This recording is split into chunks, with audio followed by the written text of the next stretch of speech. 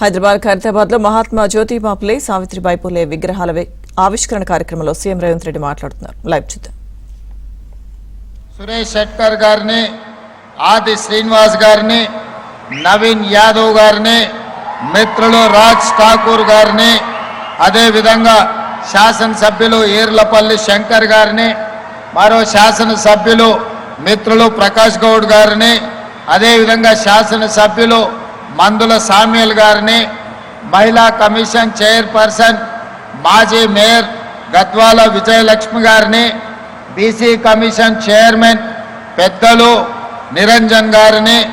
అదే విధంగా మాజీ పార్లమెంట్ సభ్యులు సోదరులు అంజన్ కుమార్ యాదవ్ గారిని, మరో మిత్రుడు బలహీన వర్గాల గొంతుగా జాజుల శ్రీనివాస్ గౌడ్ గారిని, వివిధ కార్పొరేషన్ల చైర్మన్లను, బలహీన వర్గాల సంఘాలకు సంబంధించిన చాలామంది నాయకులను, ప్రాణ సమానులైన యువమిత్రులు, తమ్ముళ్ళు, చెల్లెళ్ళు వేలాదిగా హాజరయ్యి ఆదర్శ పురుషుడైన జ్యోతిబా ఫూలే దంపతుల యొక్క విగ్రహావిష్కరణ కార్యక్రమాన్ని ఒక పండుగ వాతావరణంలో నిర్వహించినందుకు మనస్ఫూర్తిగా అభినందనలు తెలియజేస్తున్నా. మిత్రులారా, చాలా సందర్భాలలో చాలా ప్రదేశాలలో డాక్టర్ బాబాసాహెబ్ అంబేద్కర్ గారి విగ్రహాన్ని, లేదా మహాత్మా గాంధీ గారి విగ్రహాన్ని, లేదా జ్యోతిబా ఫూలే విగ్రహాన్ని, లేదా శ్రీమతి ఇందిరాగాంధీ, రాజీవ్ గాంధీ గారి విగ్రహాలను ఈ రాష్ట్రంలో, ఈ దేశంలో ఎక్కడికి వెళ్ళినా మనం చూస్తూ ఉంటాం.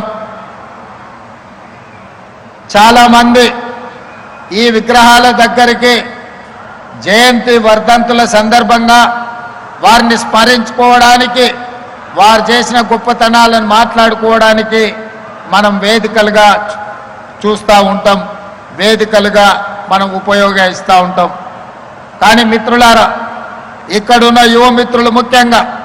మా చదువుకుంటున్న తమ్ముళ్ళు, చెల్లెళ్ళు ఈనాడు స్ఫూర్తిగా తీసుకోవలసింది, ఎక్కడైతే ప్రజా కూడలి ఉందో, అది గ్రామంలో కావచ్చు, పట్టణంలో కావచ్చు, నగరంలో కావచ్చు, లేదా ఈరోజు హైదరాబాదు నగర నడిబొడ్డున నెక్లెస్ రోడ్డులో కావచ్చు, ఒక పక్కన అంబేద్కర్, మరొక పక్కన జ్యోతిబా ఫూలే, చౌరస్తాలో శ్రీమతి ఇందిరాగాంధీ గారు, ఆ పక్కన పివి నరసింహారావు గారి విగ్రహాలను మనం ఆవిష్కరించుకున్నాం. ఈ విగ్రహాలు అన్నీ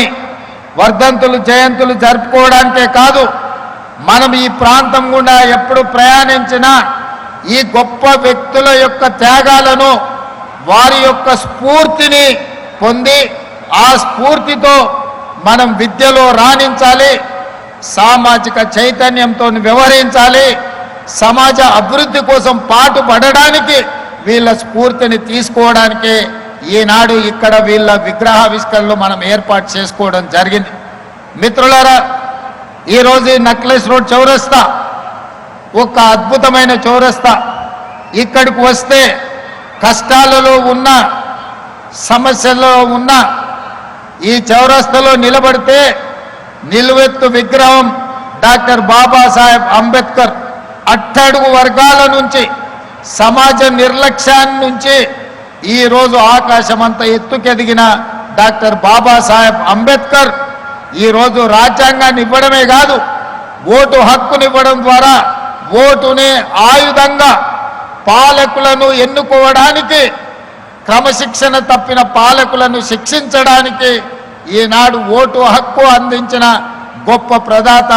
డాక్టర్ బాబాసాహెబ్ అంబేద్కర్ గారు ఇక్కడ ఆవిష్కరించబడ్డారు. అదేవిధంగా సమాజంలో అంటరానితనం, ఆకలి కేకలు, నిరక్షరాస్యత,